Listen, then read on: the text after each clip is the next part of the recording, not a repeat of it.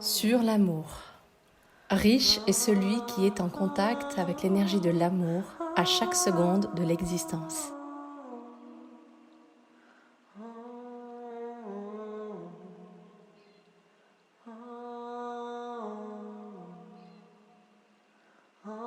Alors, j'ai commencé le chemin d'exploration de conscience, le chemin d'exploration de l'amour. Et je suis tombée amoureuse. Tomber. Tiens, c'est intéressant comme ce mot donne l'impression que l'on descend vers le bas, alors que l'amour devrait être une élévation de deux êtres qui sont déjà complets seuls et qui s'élèvent à deux pour aller plus loin, pour rayonner et partager cette lumière qu'ils ont déjà trouvée en eux.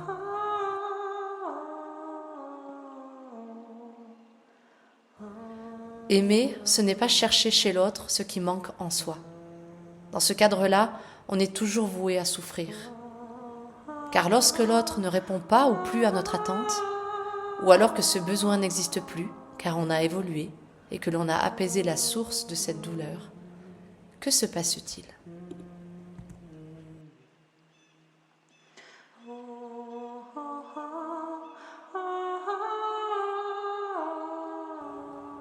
Je suis donc tombée amoureuse.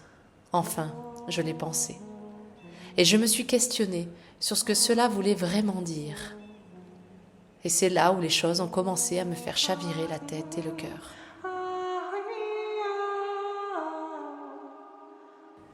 Car j'ai commencé à ressentir de l'amour pour 3 hommes en même temps. Avec le premier, je ressentais de l'attirance physique, une complicité innée, des moments de qualité et des rires.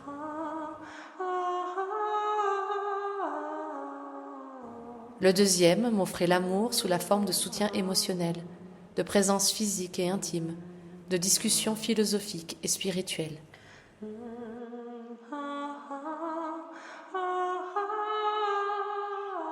Pour le troisième, je ressentais un amour au-delà de tout, un amour immense, ineffable.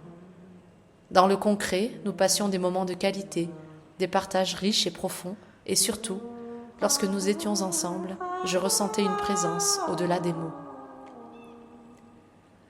Mais cet amour que je sentais en moi, était-ce le même que celui qu'on nomme tomber amoureuse, celui qui enveloppe la relation de couple?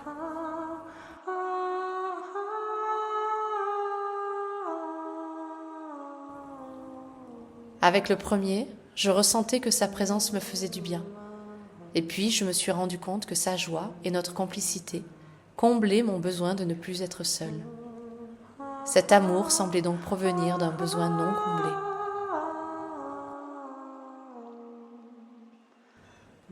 Le deuxième vivait à l'autre bout de la terre, ce qui en soi n'était pas gênant.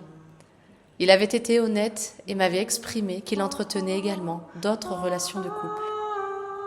Ce qui est fascinant, c'est que cela n'entachait pas l'amour profond que je ressentais pour lui, même si à l'intérieur, je commençais à percevoir la différence entre aimer inconditionnellement un être et désirer une relation de couple avec lui. Dans le cas de ce deuxième, je sentais que l'appel de la relation était absent.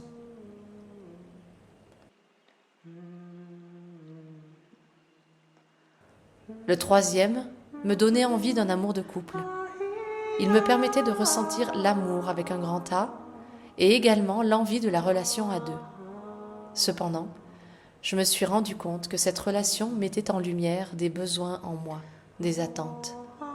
Nous n'étions pas sur la même échelle de temps ni d'espace, à tel point qu'à un moment, nos communications ont commencé à s'espacer.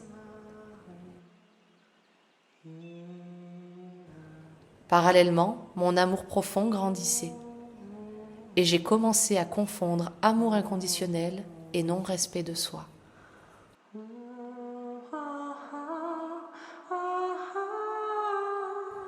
J'accueillais tout dans l'amour et en même temps j'attendais plus dans l'ego. Je ne savais que je ne devais, ne voulais et ne pouvais pas le changer. Mais une part de moi souhaitait qu'il change pour moi.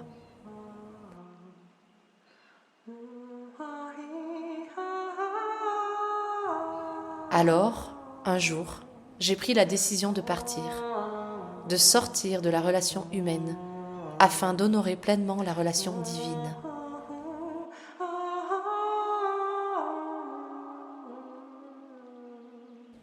D'honorer pleinement cet amour inconditionnel de lui, de moi, de loin. De continuer à l'aimer, à les aimer tous les trois, en honorant également l'amour inconditionnel envers moi.